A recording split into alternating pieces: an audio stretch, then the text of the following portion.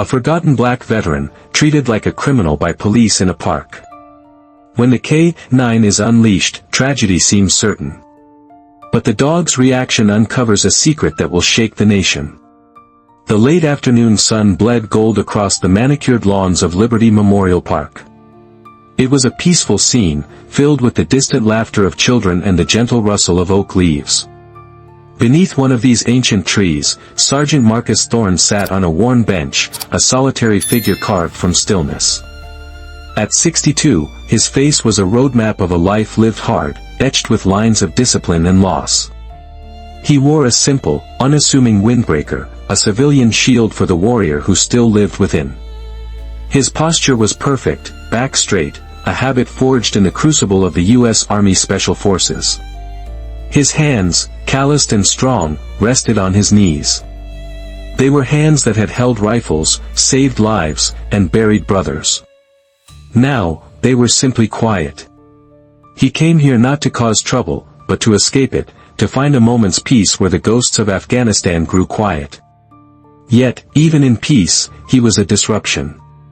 A young mother, chatting on her phone, instinctively tightened her grip on her daughter's hand as she passed, pulling the child to the far side of the path. A group of teenagers lowered their voices, their laughter dying as their eyes swept over him. He was either invisible or a threat, with no space in between. Marcus felt the familiar ache, a quiet resignation that had become a permanent part of him. He had worn his country's uniform, carried its flag into battle, and earned a silver star for valor, but in this park, in his own homeland, his skin was the only uniform people saw. He closed his eyes, letting the warmth of the sun wash over him. In these moments, he wasn't a problem to be solved or a danger to be avoided. He was just a man, a husband, a grandfather, breathing in the scent of cut grass and distant traffic. He was remembering his last tour, the dust, the fear, and the unwavering loyalty of a partner who had 4 legs. Peace, however, was a fleeting commodity for a man like him. He heard it before he saw it, the sharp crackle of a police radio, cutting through the calm. He didn't flinch. His training had taught him to find stillness in the seconds before impact. He knew this drill. He had left the battlefield, but in America, the battlefield had followed him home. 3 officers approached, their strides measured and heavy with intent. Leading them was Sergeant Evans, a man whose face seemed permanently fixed in a mask of weary procedure. Behind him, Officer Kincaid walked with a swagger that broadcasted aggression, his hand hovering near his sidearm as if itching for a reason to use it. The third, Officer Wallace, held the leash of a large, powerful German shepherd. The dog, Zeus, was tense, its intelligent eyes scanning, its muscles coiled like a spring. They stopped a few feet from the bench, casting long shadows over Marcus. "Evening," Sergeant Evans said, his tone flat and devoid of warmth. "You've been sitting here for a while." "Just enjoying the sun," Marcus replied, his voice calm and steady. Officer Kincaid stepped forward, bypassing his superior. His eyes were cold, filled with a preemptive judgment. "You live around here?" "I do," Marcus said, his gaze meeting Kincaid's. "Waiting for someone?" Kincaid pressed, his questions like jabs. "No." "Then why are you here?" The accusation hung in the air, thick and ugly. A few passers-by began to slow their pace. A man on a nearby bench discreetly pulled out his phone, the lens pointed low. "This is a public park," Marcus stated, his voice unwavering. "I come here to think." Kincaid scoffed. "Right. Think. We've had calls about loitering. People feeling uncomfortable." The word stung. Uncomfortable. The catch-all excuse for prejudice. "My existence makes them uncomfortable?" Marcus asked, the question sharp with a lifetime of injustice. "Got any ID?" Kincaid snapped, ignoring the question. Here it was. The ritual. The demand to prove he had a right to simply be. Slowly, deliberately, to offer no pretext of aggression, Marcus reached into his windbreaker and pulled out his wallet. He handed it to Kincaid. Inside, Behind a plastic window was his Department of Veterans Affairs ID card, clearly identifying him as a retired U.S. Army sergeant. Kincaid glanced at it for a second before sneering. "Anyone can buy these online," he said, the words dripping with contempt as he tossed the wallet back at Marcus's chest. The insult hit harder than any physical blow. A lifetime of service, of sacrifice, of enduring the unendurable, dismissed with a flick of the wrist. Marcus's jaw tightened. He had led men in combat. He had watched friends die for the flag these officers wore on their sleeves. Officer Wallace, the K-9 handler, shifted his weight, a flicker of uncertainty in his eyes. The dog, Zeus, let out a low, guttural whine, sensing the shift in tension. The small crowd was growing, their silence a mixture of fear and fascination. They were about to witness what happened when a man's quiet dignity was mistaken for weakness. The air grew thick, charged with unspoken hostility. Marcus picked up his wallet from the bench, his movements measured, his composure a silent act of defiance. He had faced down men with machine guns, he would not be broken by a man with a badge and a poisoned mind. "I have broken no law," Marcus said, his voice low but carrying a new weight of authority. "Under State Code 34A, your loitering complaint requires me to be obstructing passage or engaging in illegal activity. I am doing neither. You have no legal cause to harass me." Kincaid's face flushed with anger. Being challenged on the law, by the very man he was trying to intimidate, was more than his ego could handle. He saw it not as a statement of rights, but as an act of insubordination. "Is that so?" Kincaid snarled, stepping so close Marcus could feel the heat of his fury. "You think you're smart? You think a cheap ID and some memorized rule makes you untouchable?" Sergeant Evans, who should have de-escalated the situation, remained silent, his inaction a form of consent. Officer Wallace looked increasingly distressed, his knuckles white as he gripped the leash. Zeus was now pulling, the growl in his chest a low rumble of contained power, a mirror of his handler's anxiety. A teenage boy in the growing crowd raised his phone higher, his friend whispering, "Dude, he's totally going after the old guy for no reason." The whispers grew into murmurs, a chorus of disbelief and nascent outrage. "I am asking you one more time to leave the park," Kincaid commanded, his voice loud for the audience. "And I am telling you," Marcus replied, his voice like steel, "I have a right to be here. A right I earned." That was it. The final straw for Kincaid. The assertion of dignity was an attack on his power. He spun on his heel to face the hesitant K-9 handler. All pretense of procedure vanished, replaced by raw, undisguised malice. "He won't listen to reason, Wallace," Kincaid barked. "So let's use a language he'll understand."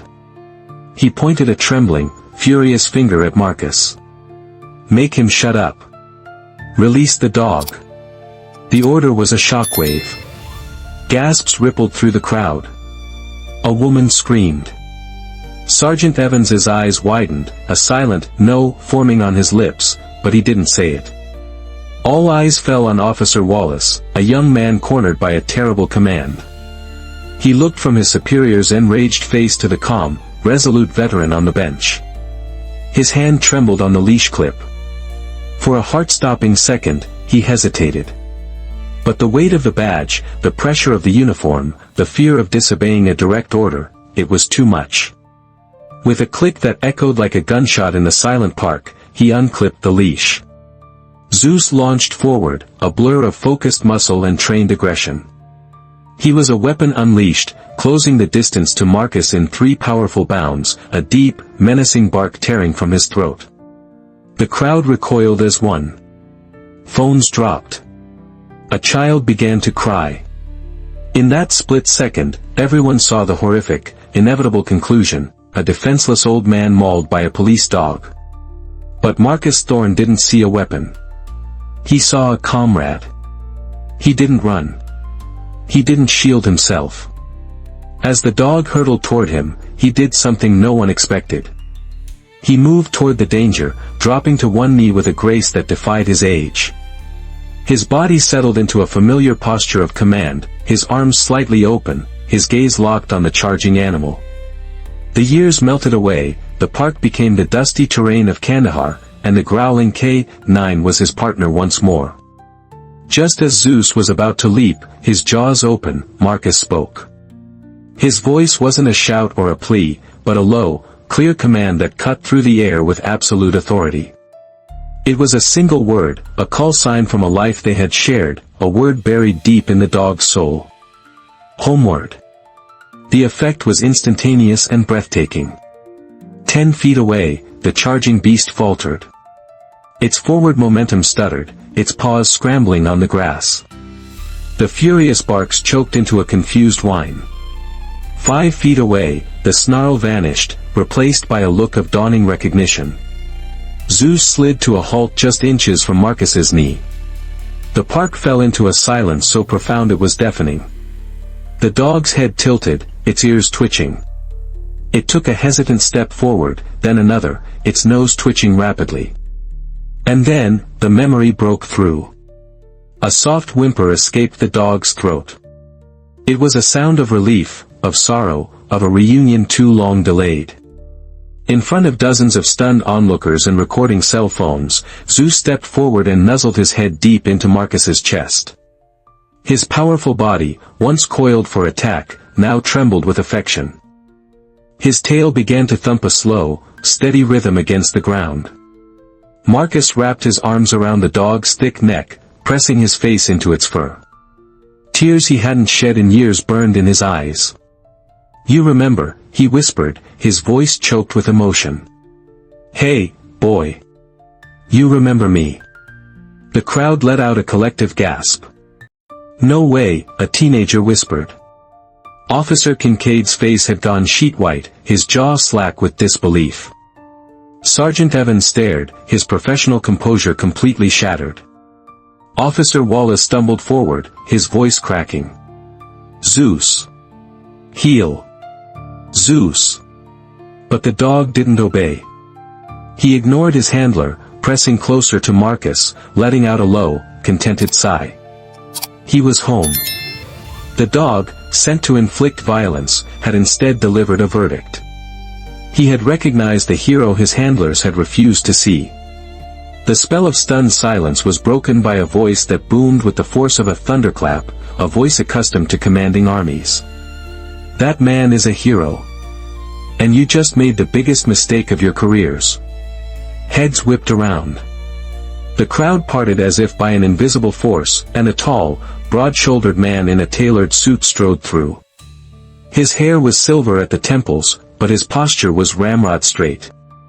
It was General Miller, retired four-star general, a titan of industry in the city, and the man who had once been Marcus Thorne's commanding officer. His eyes, sharp and piercing, swept over the three dumbfounded officers, and they flinched as if he'd physically struck them. He came to a stop beside Marcus, placing a firm, reverent hand on his old sergeant's shoulder. "Do you have any idea who you were about to assault?" General Miller's voice was low, but it vibrated with a cold, controlled fury that was far more terrifying than Kincaid's hot-headed rage. He pointed a finger at Marcus. "This is Sergeant Marcus Thorne. In 2011, in the Kandahar Valley, his platoon was pinned down, ambushed. Marcus had already been wounded and had just watched his K9 partner, Zeus's predecessor, die in his arms." A wave of murmurs rippled through the onlookers. Instead of retreating, the general continued, his voice rising, "Sergeant Thorne, alone and under heavy fire, single-handedly flanked the enemy position and eliminated the threat, saving 17 American lives. For that action, he was awarded the Silver Star. This man you just treated like trash, is a living legend."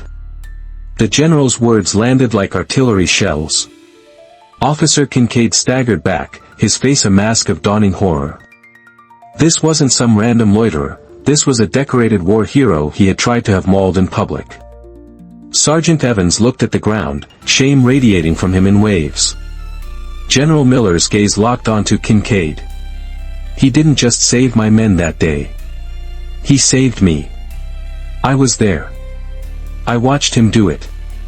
He then turned his attention to the dog, Zeus, who was still pressed against Marcus. "And that dog? That's the pup we gave him when he got back, the one that helped him heal before he was transferred to your unit. That dog remembers loyalty. A concept that you, officer, clearly know nothing about." The power dynamic had not just shifted, it had been annihilated. The authority of the badges had evaporated, replaced by the unbearable weight of the truth. The officers were no longer enforcers of the law, they were perpetrators of a grotesque injustice, exposed for the whole world to see. The fallout was immediate. The hashtag Justice for SGT Thorne, was already trending, attached to dozens of videos of the incident. The park was no longer a public space, it was a courtroom, and public opinion was the judge. Within minutes, the sirens wailed, not in aggression, but in retreat. The police chief and the mayor arrived, their faces grim, forced into damage control by a crisis spiraling out of control on every news channel and social media feed. The mayor rushed to Marcus, her voice trembling. "Mr. Thorne. Sergeant, on behalf of the entire city, I am so sorry." Marcus finally looked up, his eyes weary but clear. "An apology isn't a solution, Madam Mayor." It was then that he spoke to the crowd, to the cameras, to the nation. His voice wasn't loud, but it silenced everyone. "They saw a black man on a bench and decided I was a problem," he said. "That's the beginning and the end of it. On the battlefield, we trust the uniform, regardless of color. We fight for the person next to us. But here, my color made them ignore my service. It made them see a threat instead of a citizen." He looked directly at a stunned officer Kincaid. "You didn't just disrespect me. You dishonored the badge you wear. You dishonored every soldier who fought and bled for the flag on your shoulder." He then turned back to the mayor. "I don't want your apologies. I want your signature. I want Marcus's law. I want better training, real accountability, and a police force that learns to see its community not as suspects, but as the people they swore an oath to protect." The crowd erupted, not in anger now, but in a groundswell of powerful, unified support. Marcus's law. Now, they chanted. The officers stood broken, their authority stripped away, left with nothing but the consequences of their prejudice.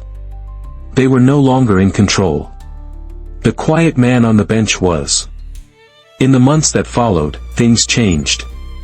Marcus's law was passed, mandating new de-escalation and anti-bias training for the state's law enforcement. Officer Kincaid was fired. Sergeant Evans took early retirement.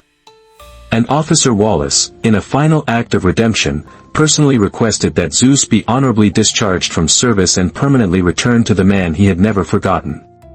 The bench in Liberty Memorial Park now bears a small, bronze plaque. But Marcus's true legacy wasn't in metal or laws. It was in the change he sparked. He and Zeus became quiet symbols of the city's healing.